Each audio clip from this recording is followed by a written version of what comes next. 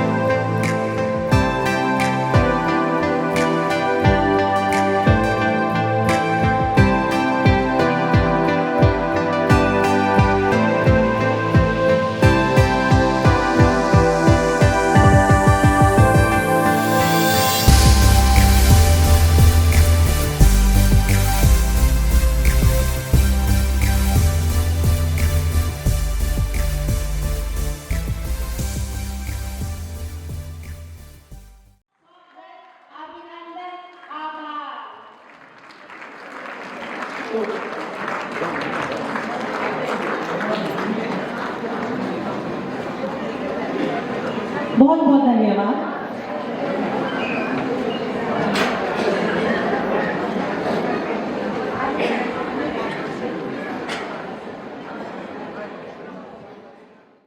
व्यक्तित्व आपका स्वागत, अभिनंदन, आभार। जोरदार तालियों से हमारे अतिथियों का स्वागत करें। सभागार में कृपया शांति रखें। पुनः सभी मंचासीन अतिथियों का एवं संपूर्ण भारत नेपाल चैप्टर से आई बहनों का मानस मंगल समारोह में स्वागत, अभिनंदन, आभार। आपके समक्ष प्रस्तुत है दिव्य नृत्य प्रस्तुति राम स्तुति।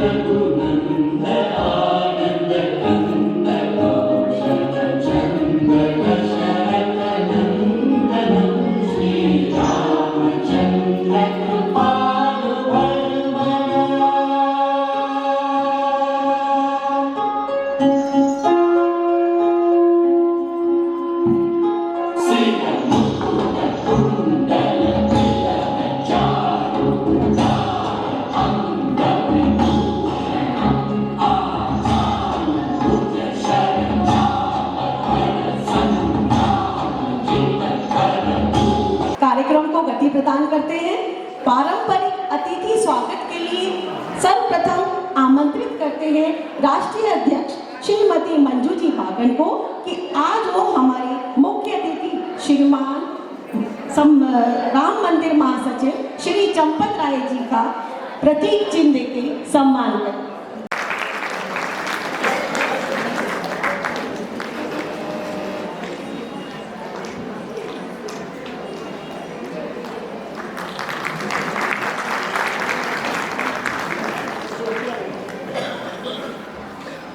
बहुत बहुत धन्यवाद।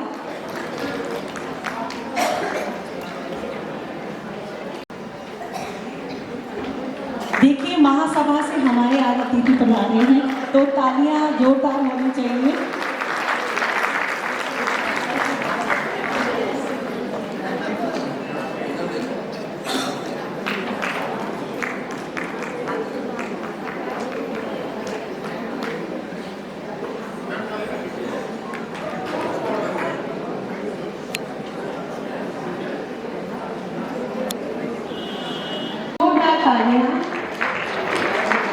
धन्यवाद।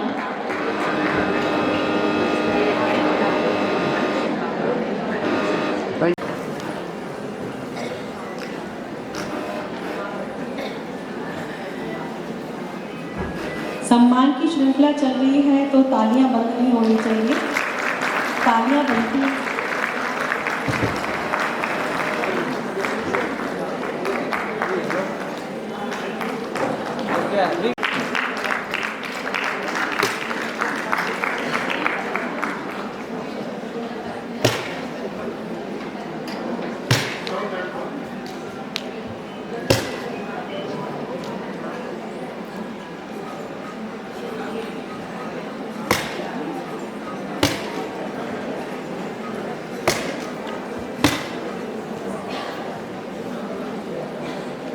आपका बहुत बहुत स्वागत है।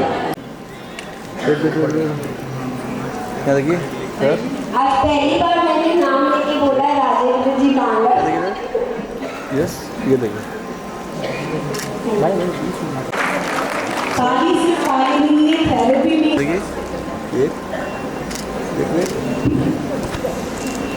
एक वेट समाज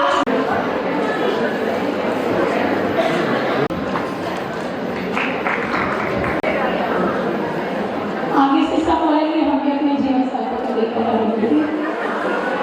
शायद हमारे मधु जी के जीवन साथी और इस आगामी जी को सब समझ गए होंगे। हो रहा चिंतन बहुत सुंदर सा आज का ये मंगल क्षण यानी मानस मंगल।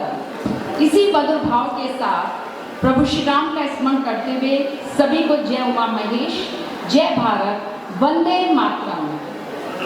अयोध्या की इस पावन धरा पर जहाँ कण कण में श्री राम का वास है, जहाँ कण कण में श्री राम का वास है, जहाँ मर्यादा, करुणा और सत्य श्वास श्वास में समाये हुए हैं, ऐसी दिव्य भूमि पर आयोजित अखिल भारतवर्षीय माहेश्वरी महिला संगठन की इस राष्ट्रीय बैठक, उत्तरांचल अधिवेशन और आध्यात्मिक शिविर मानस सिद्धि कार्यक्रम के मानस मंगल समारोह में आप सभी मंचासीन अतिथिगण, सभी समाज बंधुओं का, सभी समाज विभूतियों का, हमारी परम सम्माननीय संरक्षक मंडल पूर्व राष्ट्रीय अध्यक्ष एवं समस्त केंद्रीय व आंचलिक पदाधिकारी, सभी प्रदेश नेतृत्वकर्ता एवं देश के कोने कोने से पधारी मेरी प्रिय संगठन की बहनों, आप सभी का हृदय से स्नेहित अभिवादन, अभिनंदन और वंदन भी करती हूँ।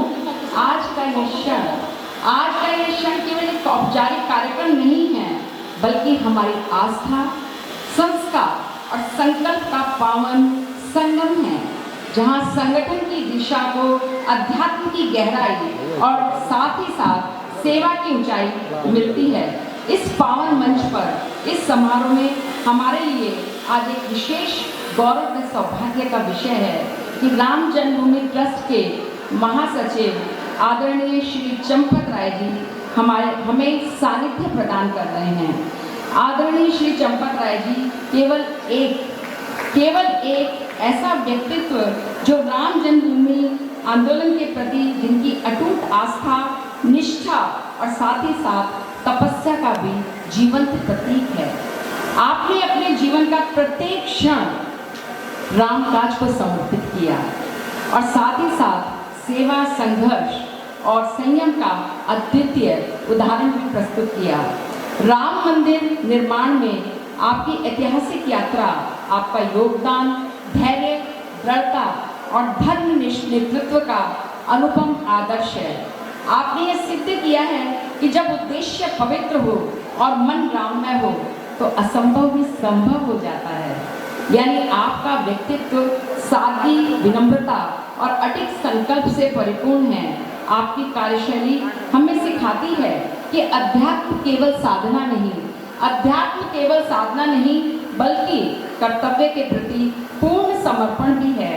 और आपकी श्रद्धेय उपस्थिति हमारे मानस सिद्धि कार्यक्रम को न केवल गरिमा प्रदान कर रही है बल्कि हमें यह प्रेरणा भी दे रही है कि हम प्रभु श्री राम के आदर्शों को अपने जीवन में संगठन और सेवा कार्यों से साकार करें। हम आपके अभिनंदन में यही कहेंगे कि राम काज की तपस्या जिनकी सादगी, जिनका श्रृंगार, राम काज की तपस्या जिनकी सादगी, जिनका श्रृंगार, श्री चंपत राय जी के सानिध्य में धन्य हुआ यह दरबार। श्री चंपर राय जी के सानिध्य में धन्य हुआ यह दरबार सेवा, संकल्प और साधना आप प्रेरणा के आधार हैं। हमारे विनम्र आमंत्रण पर स्वीकार कर आज हमारे अनुरोध पर आप यहाँ पधारे हैं। हमारे विशिष्ट अतिथि यानी हमारे प्रधान अतिथि श्री प्रवीण जी सोमानी, साथ ही साथ हमारे उप सभापति श्री विनीत जी केला, उत्तरांचल संयुक्त मंत्री श्री ओम जी तापड़िया, आप सभी की उपस्थिति भी इस आयोजन को और अधिक गरिमा प्रदान कर रही है। आप सभी का सादर नमन, वंदन और अभिनंदन करती हूँ।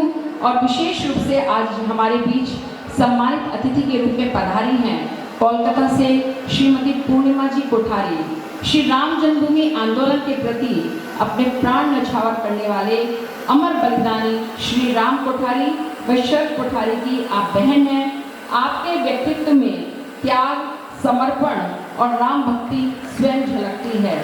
आपके लिए मैं यही कहना चाहूँगी कि चुपके चुपके हौले हौले, चुपके चुपके हौले हौले, जैसे कोई माझी पतवार चलाए, निर्मल सागर की लहरों पर पूर्णिमा का चांद उतरता जाए, पूर्णिमा का चांद उतरता जाए।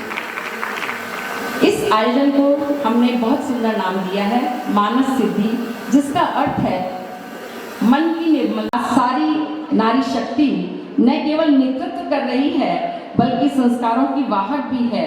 और जब नारी आज मानस सिद्ध करेगी तो परिवार, समाज और राष्ट्र स्वतः ही सशक्त हो जाएंगे। अखिल भारतवर्षीय महेश्वरी महिला संगठन इसी उद्देश्य से कार्य कर रहा है। सेवा से समाज निर्माण, संस्कार से पीढ़ी निर्माण और साधना से आत्मनिर्माण।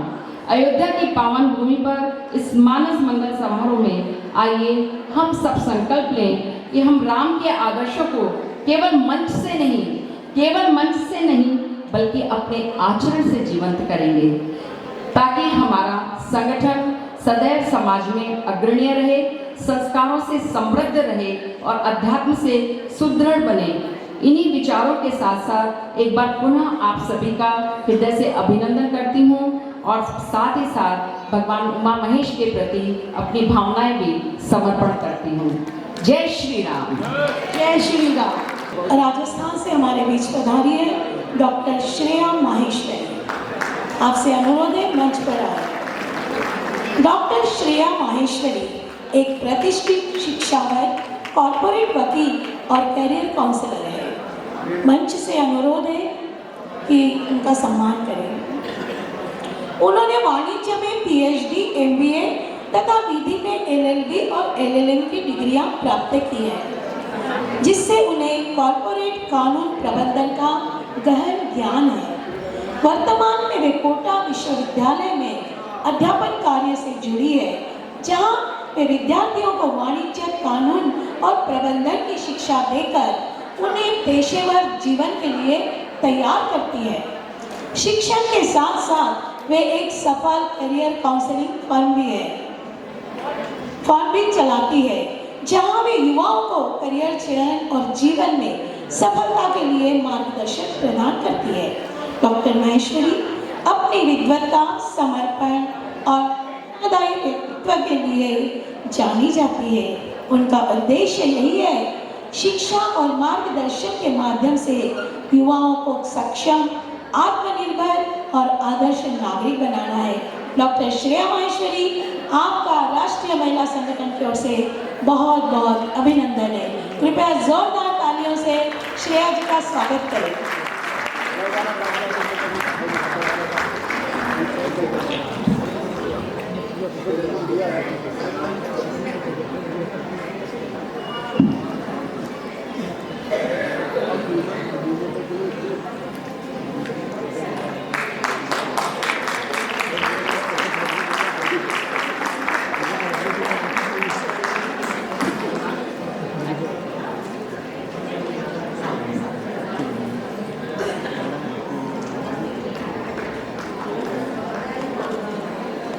माहेश्वरी महिला मंडल में उपस्थित सभ्य माताओं,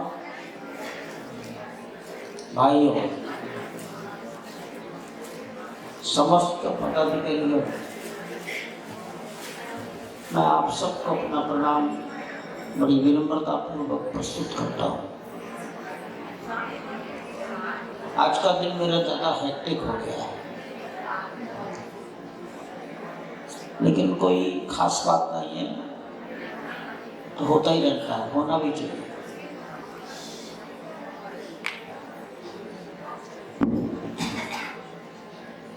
कुछ बोलूंगा मंदिर के बारे में, एक बात याद दिला दूं।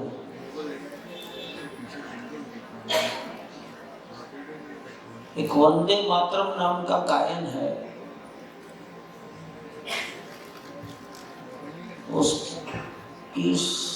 उसके सृजन का 150वां वर्ष चल रहा है।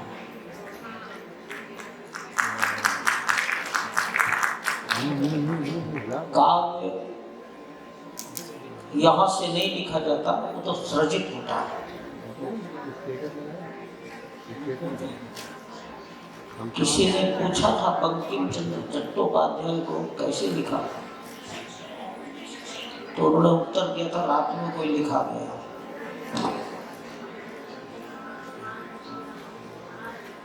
और इस गायन के कारण लोग फांसी के फंदे पर जुड़ गए। उसकी स्थापना का 150वां वर्ष है। सारे देश में इसकी चर्चा हो, इसे कंठस्थ करें, सामूहिक गायन हो, ये एक प्रयास है।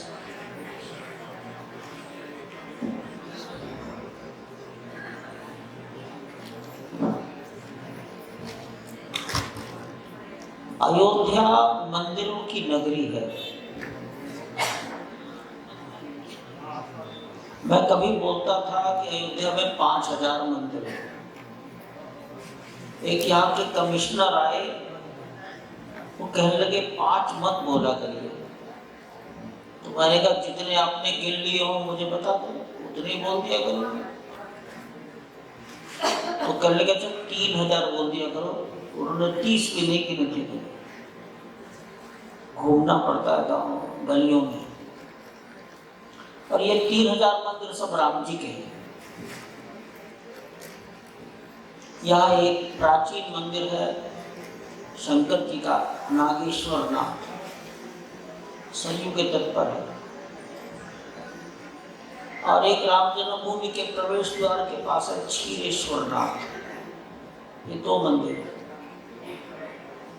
ऐसी मान्यता है कि माता जानकी जिनकी पूजा सेवा करती थी, वो भगवती अपने साथ लाई थी। उसका एक स्थान है, छोटी देवकाली कहलाता है, गलियारे में है, छोटी सी गली में 50 लोग बैठ सकते हैं। एक स्थान हनुमान जी का है, वो बड़ा सिद्ध है। राधा कृष्ण के भी 3 स्थान तो है ही यहाँ, लेकिन समाज नहीं जानता हूँ। पास पड़ोस के मोहल्ले वाले भले ही जानते हो। और यहाँ गणेश जी के नाम पर कोई मंदिर नहीं है अयोध्या में। गुरुद्वारे हैं 3, क्योंकि एक स्थान पर गुरु नानक देव जी आए थे 500 साल पहले। वहाँ गुरुद्वारा ब्रह्मकुंड कहलाता है।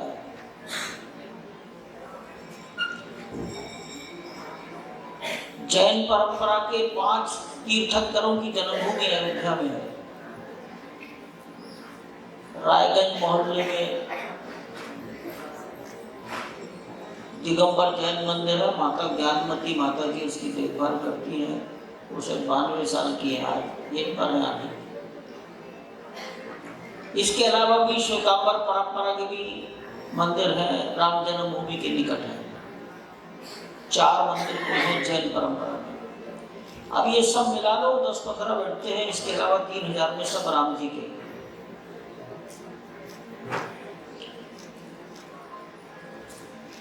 भरत मिलाप कहाँ हुआ, राम जी का ब्याह, बारात कहाँ से गई, खेलते कहाँ थे,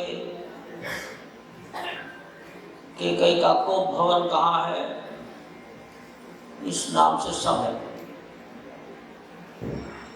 और एक ही नाम के दो स्थान अयोध्या में नहीं है, सबके अलग अलग है। यहाँ एक मंदिर कभी हुआ करता था, अभी भी है, तो नया बन गया। उसका नाम था सिया केली कुंज, सिया के पिया जहाँ खेलते थे, जन्मभूमि के निकट था सिया केली कुंज। ऐसे के यहाँ स्थान है, वशिष्ठ कुंड है, विभीषण कुंड है, सुग्रीव किला है, लक्ष्मण किला है, अंगद किला है, कुबेर किला है। यहाँ पर 3000 राम के होने के बाद भी एक मंदिर के लिए अयोध्या की जनता 500 साल से लड़ रही थी। यही विचार का सवाल है, क्यों? अरे एक नया मैदान खरीद लेते, बना लेते, किसी ने नहीं बनाया, लड़ते रहे एक छोटी सी जगह के लिए। और छोटी जगह कितनी है स्क्वायर फीट में अगर मैं बताऊं? 14,000 वर्ग फीट। एकड़ में बताऊं तो 1/3 एकड़। 1/3 एकड़ जमीन को प्राप्त करने के लिए यहाँ मारकाट हुई है, गर्दनें कटी है, नारियां लड़ी है घोड़े पर बैठकर। घोड़े पर बैठकर नारी ने लड़ाई लड़ी है यहाँ पर। वो यहाँ की एक रियासत की रानी थी। ये जो पूर्णिमा है, इसके 2 भाई, और इसी 14,000 स्क्वायर फीट के लिए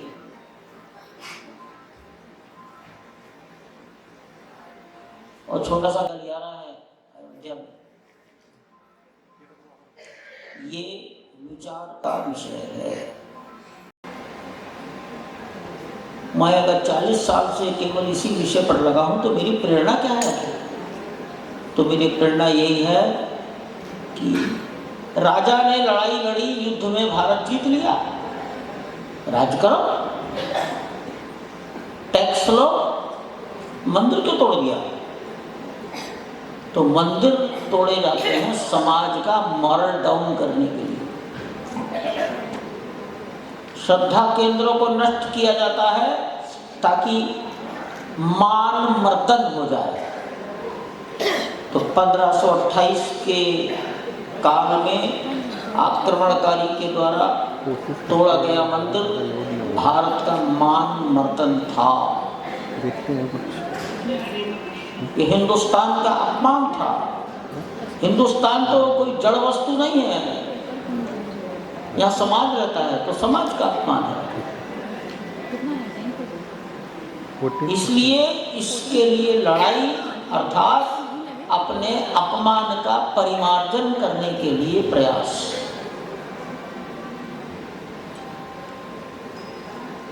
यहाँ के नौजवानों ने 1949 में उस स्थान पर अपना कब्जा कर लिया था। 22 दिसंबर की रात्रि को, 22 दिसंबर आने वाला है, कड़कड़ाती ठंड में रात को चढ़ गए, अंदर घुस गए, जिसको मस्जिद कहते थे उस मस्जिद में निकाल दिया सबको। जेब में छोटे से रामलला रख कर ले गए थे, रख दिए वहीं पर। आज तक उन्हीं की पूजा होती है। कब्जा हो गया, लेकिन कब्जा होने से तो बात नहीं बनी, हमें तो स्थान चाहिए। उस स्थान को प्राप्त करने का प्रयास शुरू हुआ विधिवत 1984 से। कब्जा हुआ 1949 में। उस कब्जे को बरकरार रखा, उसे कोई हटा ना दे, इसके प्रयास किया यहाँ के समाज ने। समाज का मतलब केवल पुरुष नहीं होता है, माताओं ने भी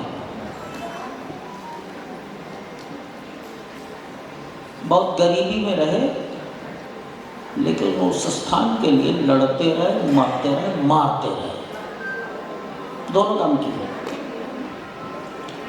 अंततः सतत संघर्ष का परिणाम 9 नवंबर 2019 को मिला।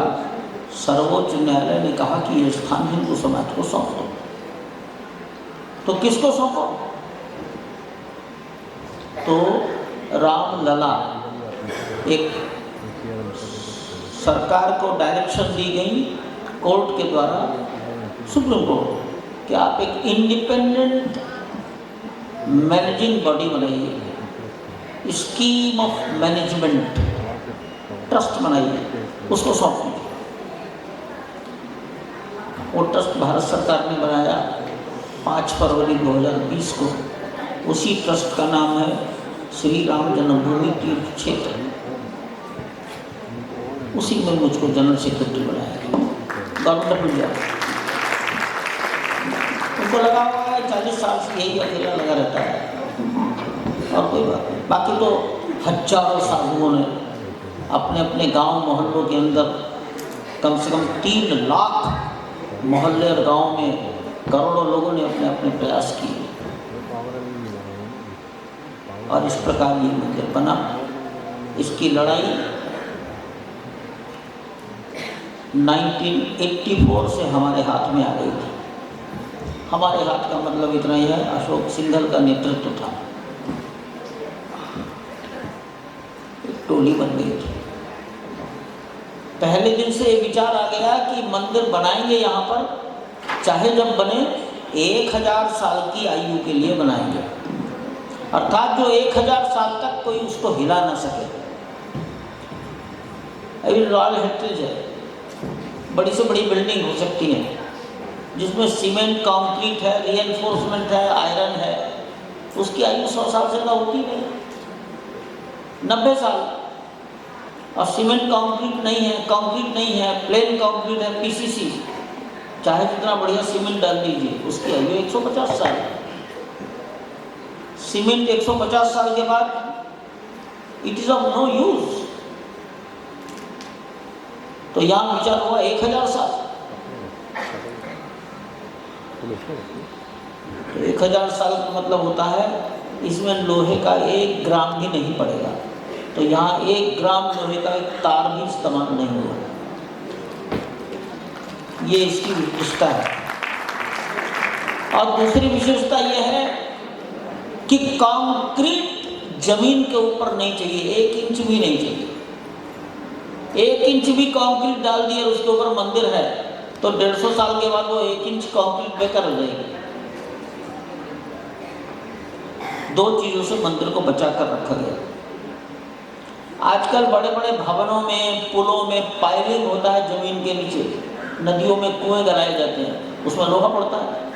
यहाँ पाइलिंग सिस्टम नहीं लगाया। पाइलिंग सिस्टम को यहाँ के अनुकूल नहीं माना गया या नहीं पाया गया। सारे भारतवर्ष में IIT Delhi, IIT Guwahati, IIT Madras, IIT Bombay, IIT Kanpur, Roorkee विश्वविद्यालय में है एक central building research institute CBRI, एक हैदराबाद में है नेशनल जियो रिसर्च इंस्टीट्यूट NGRI। इतने सारे विद्वान, इंजीनियर्स, वैज्ञानिक इकट्ठे बैठे। कोरोना काल, गंभीर कोरोना काल, अक्टूबर 2020, और सब ने तय किया कि ये सब हटाओ और यहाँ एक विशाल चट्टान जमीन के अंदर तैयार करो, आर्टिफिशियल रॉक। और इस रॉक के अंदर भी आयरन नहीं चाहिए, सीमेंट नहीं चाहिए, नाम मात्र का सीमेंट, नाम मात्र का, पानी नाम मात्र का। आईआईटी मद्रास ने उसका एक मिक्सचर तैयार किया, स्पेशल इंजीनियरिंग फिल कहा गया उसको। उसकी एक पद्धति बताई गई, इसी पद्धति इसको डालना है। इस प्रकार जमीन के नीचे एक चट्टान तैयार हुई है, 14 मीटर मोटी, 14 मीटर मोटी जमीन के अंदर है। वो बहुत गहराई पर है। जैसे जैसे आयु बढ़ेगी वो चट्टान मजबूत होती रहेगी। बड़े बड़े पहाड़ खड़े हैं ना, ऐसे ये। और इसको कहा गया नींव नहीं है, हमने तो जमीन को मजबूती प्रदान की। अब हमारा मंदिर पत्थरों से बनना था। सैंडस्टोन पानी एब्जॉर्ब करता है, पानी पीता है, तो जमीन का पानी पिएगा, तो जमीन के संपर्क में सैंडस्टोन नहीं आना चाहिए। तो इसलिए जमीन और चट्टान के बीच में 21 फीट ऊंचाई तक ग्रेनाइट डाला गया। नहीं पी सकता, इतना हार्ड होता है। तो नीचे एक 14 मीटर मोटी चट्टान, चट्टान के ऊपर 21 फीट ऊंचाई तक ग्रेनाइट, तब ये मंदिर बना है। तो एक प्रकार से आयु निश्चित की गई। अगली बात, कोई भूकंप आ गया तो क्या होगा? अब भूकंप अयोध्या में कभी आया नहीं, लेकिन नेपाल में आया। तो नेपाल में किस इंटेंसिटी का भूकंप आया, उससे कुछ ज़्यादा इंटेंसिटी का स्टडी करके यहाँ पर मंदिर के पिलर्स तैयार किए गए। सरयू के किनारे है, कहाँ पे? सरयू कभी दिशा बदल सकती है। तो इसरो से फोटो मंगाए गए और इसरो ने कहा कि या तो आप मंदिर बना रहे हैं तो रिवर बेड है, नदी यहीं बहती थी सरयू। सारे फोटो भेज दिए। सरयू ने कब कब डायरेक्शन बदली, तो कभी कभी अपने ओरिजिनल डायरेक्शन में आ सकती है। पैलियो चैनल, उसका विचार किया गया कि नदी का आक्रमण इस मंदिर को आसानी से नहीं छू पाएगा। इतनी सावधानियां रखकर ये स्थान पर बना है। अब ये मॉडल दिया है, इसकी लंबाई लगभग 350 फीट है। मैं 380 फीट कह देता हूँ, सीढ़ियों से अगर नापना शुरू कर दूँ तो जमीन से मंदिर 16 फीट ऊंचा है। वो 21 फीट ग्रेनाइट, ग्रेनाइट के ऊपर से 16 फीट ऊंचा है, इसलिए 32 सीढ़ियाँ चढ़कर जाना पड़ता है। रैंप लगाए हैं, लिफ्ट लग गई है, चालू हो जाएगी और महीने 2 महीने। चौड़ाई इसकी 250 फीट है नॉर्थ साउथ डायरेक्शन में। शिखर, सबसे ऊंचा शिखर जमीन से 161 ऊंचाई पर है, 161 फीट। अभी ध्वज लहराया गया, चढ़ाया गया, फ्लैग होस्टिंग, ध्वजारोहण चढ़ाया गया। तो जमीन से 191 फीट चढ़ाना था, तिरछा चढ़ाया गया, सीधा चढ़ ही नहीं सकता था। कौन चढ़ाए? कहीं फंस सकता है तो उतारेगा कौन, निकालेगा कौन? कहीं कपड़ा नक्काशी में फंस गया तो क्या होगा? तो आर्मी से काम कराया गया। आर्मी के लोग दूसरी मंजिल की छत पर बैठ गए, 11 लोग। कहीं फंसेगा तो हम छपकली की तरह से चढ़ जाएंगे, निकाल लाएंगे। 11 सैनिक बैठे थे ऊपर, सैनिकों ने काम किया।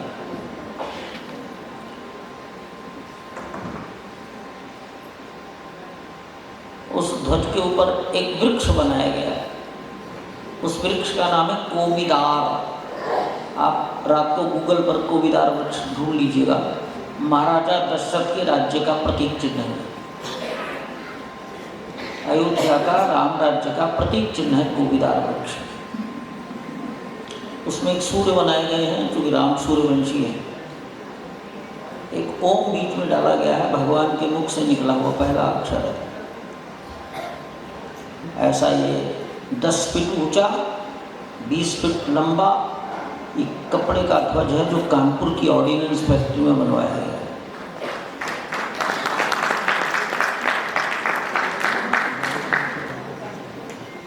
इस मंदिर में 392 खंबे हैं। मैं उसी को राउंड फिगर में 400 खंबे बोल देता हूँ।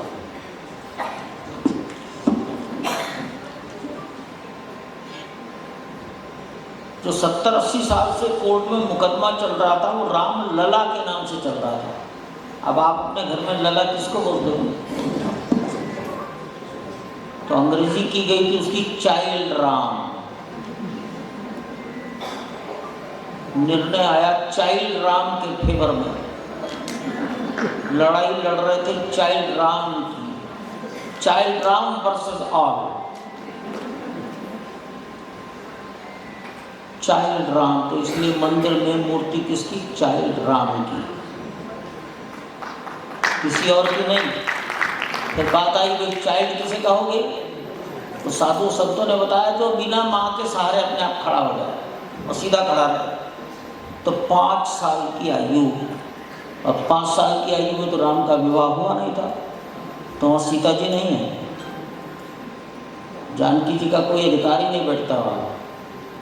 ऊपर के दरबार, ऊपर मंदिर पर राम परिवार के साथ बैठे हैं। अब बालक ये कितने इंच का होना चाहिए, इसको भी वैज्ञानिकों ने तय किया है। विषय ये था कि राम सूर्यवंशी है, राम चैत्र नवमी, रामनवमी चैत्र शुक्ल नवमी को दिन में दोपहर के 12 बजे जन्म लिया है। तो जन्म लेते ही सूर्य की पहली किरण राम के ललाट को प्रकाशित करे। मेरे कुल में एक बालक जन्म ले रहा है, जो मेरा नाम ऊंचा करेगा उसको तिलक लगाए। कहा गया सूर्य तिलक लगाना चाहिए, तो हमारे प्रोजेक्ट का नाम ही सूर्य तिलक है। उसके आधार पर ऊंचाई तय हुई 51 इंचेस, पैरों के तलवे से लेकर ललाट 51 इंच। ये प्रयोग भी वैज्ञानिकों ने रुड़की में ही किया, CBRI में। और ये होगा कैसे? तो इसरो में भी एक शाखा है आकाश विज्ञान की, उसमें उन्होंने एक महिला डायरेक्टर को एक प्रोजेक्ट दिया। वो महिला डायरेक्टर यहाँ आई, मैंने पूछा इसके अलावा भी कभी कुछ किया आपने? कहते हाँ फलाने यान का ड्राइंग मेरा ही है। उन्होंने मुझे यान बताया, उन्होंने इसका ड्राइंग बनाई, ये कैसे होगा। फिर इसका लकड़ी के मॉडल बनाकर रुड़की विश्वविद्यालय में इसका ट्रायल हुआ, बाद में उसको बनाया गया। आप भी अगली रामनवमी जब आएगी 27 मार्च को दोपहर को 12 बजे टेलीविज़न पर दूरदर्शन उसको जारी करता है।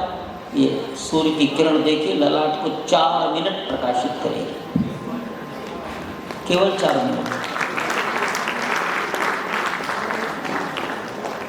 इस मंदिर के चारों ओर एक बाउंड्री वॉल तैयार की गई है। टेम्पल लैंग्वेज में उसको परकोटा कहते हैं।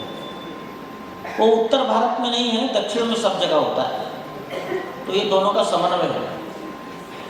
ये परकोटे की दीवार 14 फुट चौड़ी है। ये क्राउड कंट्रोल के काम आएगी, क्राउड मैनेजमेंट। रेक्टेंगुलर है, तो एक कोने पर सूर्य, दूसरे कोने पर भगवती, तीसरे कोने पर शंकर शिवलिंग और चौथे कोने पर गणेश। ऐसे मंदिर बनाए गए ताकि इतना लंबा चलने में थक न जाए। 2 भुजाएं लंबी होती है रेक्टेंगल की। एक जगह जहाँ भगवान की रसोई तैयार होती है वहाँ अन्नपूर्णा माता का मंदिर बनाया है। अपोजिट डायरेक्शन में हनुमान जी। 6 मंदिर इसमें बने। संपूर्ण भारत में जो अच्छे प्रसंग, अच्छे महापुरुष, अच्छी कथाएं ध्यान में आती हों, ऐसी छांटी गई हैं 79। उनके म्यूरल्स बनाए गए हैं ब्रॉन्ज धातु के, परकोटा की दीवारों पर लगाए गए हैं। नीचे क्या म्यूरल क्या है लिखा गया है। मंदिर की भी जो बाहरी दीवार है, जो वर्टिकल है, भगवान राम के जीवन का जन्म से लेकर राज्याभिषेक तक के 87 एपिसोड्स उसके म्यूरल पत्थरों के बनाकर लगाए गए। वाल्मीकि रामायण का कौन सा श्लोक इस प्रसंग से मिलता है लिखा गया है। उसका हिंदी इंग्लिश वर्जन, उसका क्या अर्थ है वो लिखा गया है। पूरा देखेगा तो राम समझ में आ जाएगा। धीरे धीरे विचार हुआ कि राम को राम बनाने वाला कौन है, तो राम को राम बनाने वाले तो विश्वामित्र हैं, तो विश्वामित्र का मंदिर बनेगा। फिर बात आई नहीं, वाल्मीकि ने राम का जीवन इस संसार के सामने सबसे पहले लिखा है। उसके पहले राम को कोई जानता ही नहीं था, तो वाल्मीकि। फिर वशिष्ठ, युद्ध के काल के पहले दक्षिण भारत के एक ऋषि हुए अगस्त्य, उन्होंने राम को हथियार दिए। आदित्य हृदय स्तोत्र उन्हीं का है, विजय मंत्र है, तो एक मंदिर उनके लिए बनाया। 4 ऋषि, वाल्मीकि, विश्वामित्र, वशिष्ठ, अगस्त्य। अभी निषाद राज की बिना राम नाव कैसे, नदी कैसे पार करते?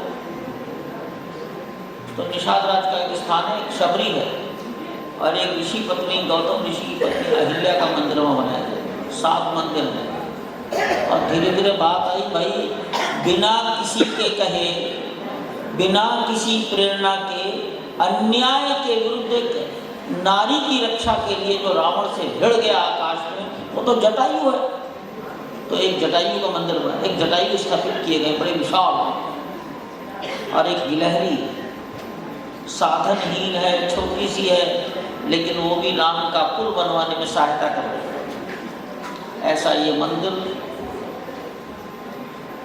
दर्शन का तो है ही, लेकिन एजुकेटिव भी है। यहाँ कुछ सीखा जाए। यात्रियों की सुविधा का पूरा ध्यान रखा गया है। आपकी धूप से रक्षा कैसे होगी, वर्षा में कैसे होगा, कोहरे में कैसे बचेंगे, पर्याप्त कैनोपी लगाई गई है। प्रवेश द्वार पर, निकास मार्ग पर मोबाइल कहाँ जमा करेंगे, जूता कहाँ जमा करेंगे, ऐसे नहीं कहीं भी फेंक दिया। आज भी 80-90 हज़ार लोग सुरक्षित अपना जूता, मोबाइल, बैग रखते हैं। 1 घंटे से अधिक दर्शन करने में लगता ही नहीं, जहाँ रखा वहीं से ले जाइए। कोई सामान मिसमैनेजमेंट नहीं होता। धीरे धीरे कोशिश कर रहे हैं 1 से 2 लाख लोगों के जूते कहाँ रखे जाएं, अन्यथा कोई दुकान पर जमा कर देता है, कहीं फेंक देता है। लेकिन शायद 2 महीने बाद ये स्थिति नहीं रहेगी। 70-80 हज़ार लोगों के जूते तो आज भी हम डिपॉजिट करते हैं। ऐसा ये पर्यावरण का पूरा विचार किया गया है। नगर निगम की जनता को कष्ट नहीं होगा। नगर निगम के सीवर लाइन में सीवर नहीं जोड़ा गया। 2 सीवर ट्रीटमेंट प्लांट अंदर बनाए गए हैं। 2 लाख लीटर पानी रोज का कंजम्पशन है, तो नगर निगम से पानी नहीं लिया गया, जमीन से पानी लिया गया। जमीन का वाटर लेवल नीचे जाएगा, तो 30 स्थानों पर रेन वाटर हार्वेस्टिंग का मैनेजमेंट किया गया।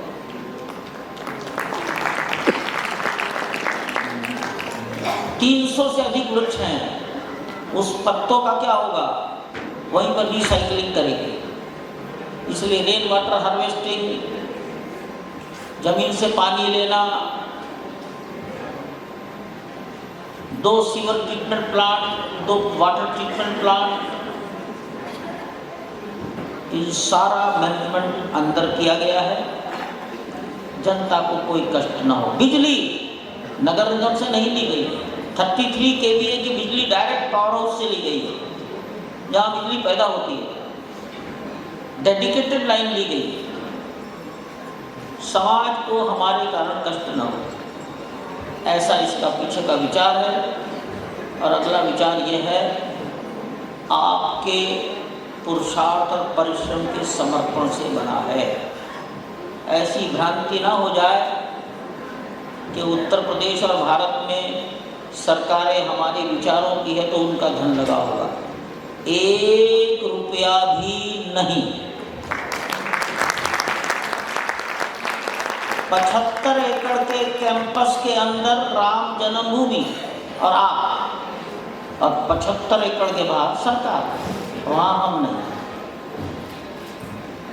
इस संपूर्ण परिसर में जो धन लगा है वो समाज का वॉलंटरी कंट्रीब्यूशन है।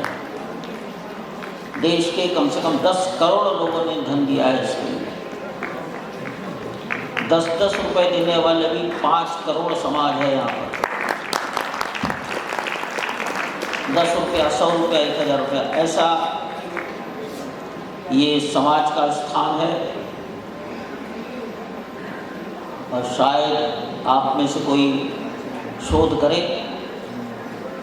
मैं बोलता ही हूँ भाई, अगर 1000 साल में भी इतना बड़ा स्टोन स्ट्रक्चर कहीं बना हो तो मुझे बताना। 25 लाख क्यूबिक फीट स्टोन इसमें लगा है। ये स्टोन राजस्थान के भरतपुर के बयाना तहसील का है। वाइट मार्बल मकराना का है। ग्रेनाइट तेलंगाना और कर्नाटक का है। मंदिर के दरवाज़ों की लकड़ी महाराष्ट्र के वल्लाभ शाह की है और उसकी नक्काशी करने वाले कारीगर रामेश्वरम में कन्याकुमारी की हैं। खंभों पर देवी देवताओं की मूर्तियाँ उकेरने का काम उड़ीसा के कारीगरों ने किया है। अन्य पत्थरों की नक्काशी राजस्थान के सिरोही जिले में हुई। ऐसा ही संपूर्ण भारत का। इसमें मशीनी काम बहुत थोड़ा है, बहुत थोड़ा, बहुत थोड़ा। जो कुछ है वो हाथ की दस्तकारी, हैंडीक्राफ्ट, हाथ की नक्काशी है। ऐसा ये मंदिर बना है। मैं इसको भारत के सम्मान का मंदिर बोलता हूँ, मानता हूँ। सामान्य शब्दों में जब ये नहीं बना था, लड़ाई चलती थी, तो मैं कहता था ये मंदिर हिंदुस्तान की मूंछ का सवाल है। ये सामान्य मंदिर नहीं है। तो सामान्य मंदिरों में 3000 मंदिर अयोध्या में। कहीं भी जमीन ले लेते, इससे भी 10 गुना बड़ा बना लेते। और स्वीकार नहीं किया, छोटे से प्लॉट पर मंदिर बनाया गया। मंदिर जिस परिवार ने बनाया है उसकी 13-14 पीढ़ियाँ केवल ये टेम्पल आर्किटेक्ट में है। और इनका परिचय 1986 में अशोक सिंघल जी के साथ कराने वाले बिरला जी हैं। वर्तमान बिरला के पिताजी 1986 उन्होंने परिचय कराया कि तुम मंदिर बनाओगे तो बनाएगा कौन? बाबू जी हमें तो मालूम नहीं, जो आ जाएगा।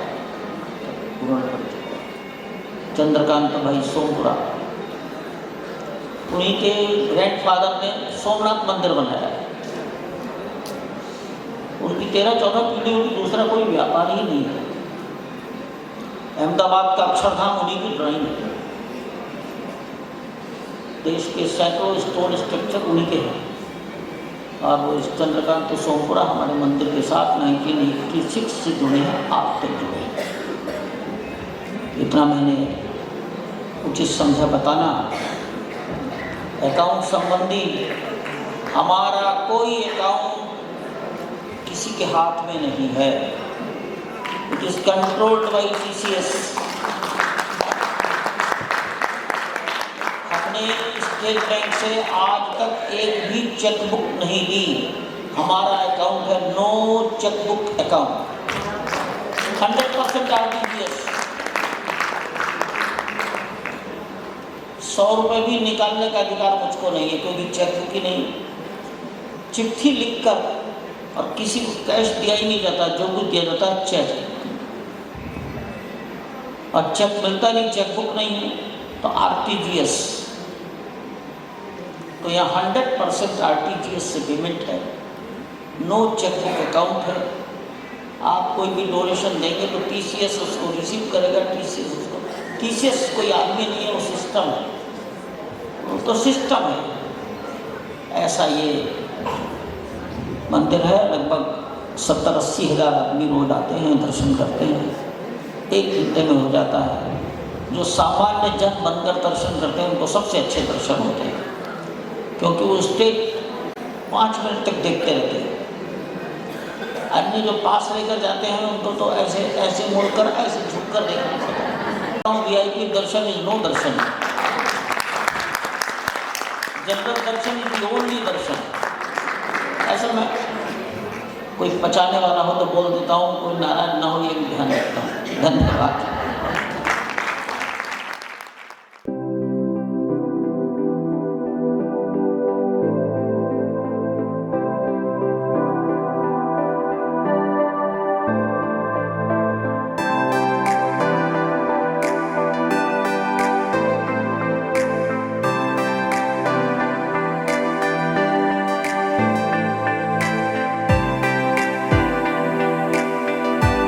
तरीके से ये कार्य कर रही हैं। और आप लोग जितने भी इसमें समितियों में सहभागी हैं, कार्यकर्ता हैं, उन सबको हार्दिक अभिनंदन। इसके साथ ही अभी बहुत ही रिसेंट में एक प्रोग्राम हुआ था संगमनेर में, जिसका बहुत समाज के अंदर में एक उल्लेख भी आया है कि बहुत सुंदर प्रोग्राम हुआ। महिला सशक्तिकरण की बात भी हमने करी है। तो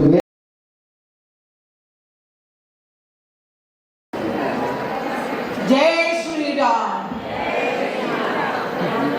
आज जय श्री राम की गूंज यहाँ के रामलला मंदिर के रामलला के चरणों में बैठे मेरे भाइयों तक पहुँचनी चाहिए। मेरा ये आप सबसे निवेदन है। तो हम जयकारा करेंगे और इतना जोर का करेंगे कि इस हॉल से आवाज़ वहाँ तक पहुँचनी चाहिए। जय श्री राम, जय जय श्री राम, जय श्री राम। आज अपनी बात शुरू करने से पहले मैं एक छोटी सी कन्वर्सेशन सुनाना चाहती हूँ आपको। ये बात है 1990 के अक्टूबर महीने की, दिवाली के कुछ दिन पहले की, जब दोनों भाइयों के जाने का निर्णय हुआ और उन दोनों की बातें पिताजी से हो रही थी। तो पिताजी ने उनसे कहा कि बेटा, हम तो माहेश्वरी वैश्य समाज से हैं, कृपया शांति बनाए रखें। हमारा कर्तव्य, हम अपना कर्तव्य जो है राम मंदिर कार सेवा के लिए, हम क्या अपना कर्तव्य कुछ डोनेशन देके, कुछ पैसे देके हम अपना कर्तव्य नहीं निभा सकते? क्या आप दोनों का जाना वहाँ बहुत ज़रूरी है? इस पर दोनों भाइयों ने तुरंत ही एक ही बात कही कि पिताजी, ये हमारी बहुत बड़ी भूल है। हम माहेश्वरी समाज, हम वैश्य समाज ये समझते हैं कि पैसे देके हमने अपने कर्तव्य की इतनी शुरू कर ली। ऐसा नहीं होता है। अगर आपको अपने समाज को, राष्ट्र को, देश को मजबूत करना हो तो ये आवश्यक है कि आप तन, मन, धन तीनों से इस कार्य की आपूर्ति करें। सिर्फ धन नहीं, सिर्फ मन नहीं, सिर्फ तन नहीं, तीनों ही अति आवश्यक है।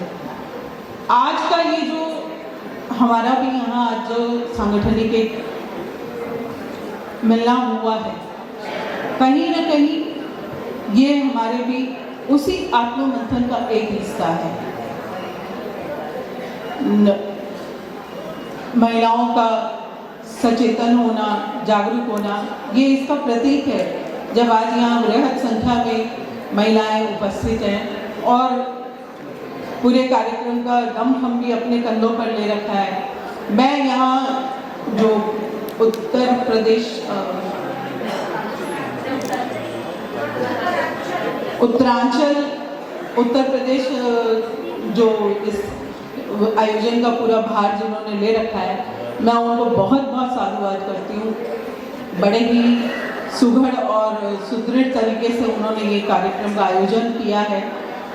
और आज इस मंच तक मुझे आने में जो मदद मुझे, सबसे पहले तो मैं पश्चिम बंगाल से बिलोंग करती हूँ और मेरी पश्चिम बंगाल की अभी अध्यक्षा, निवर्तमान अध्यक्षा मंजू जी पेड़ीवाल हैं, जिन्होंने मुझे समाज के इस कार्यक्रम तक पहुंचाने में बहुत बड़ी मदद की है। आज से लगभग 10 महीने 11 महीने पहले जनवरी में एक कार्यक्रम नागपुर में हुआ था और मैं हूँ स्वयं सिद्धा में, आपने मुझे एक मौका दिया था।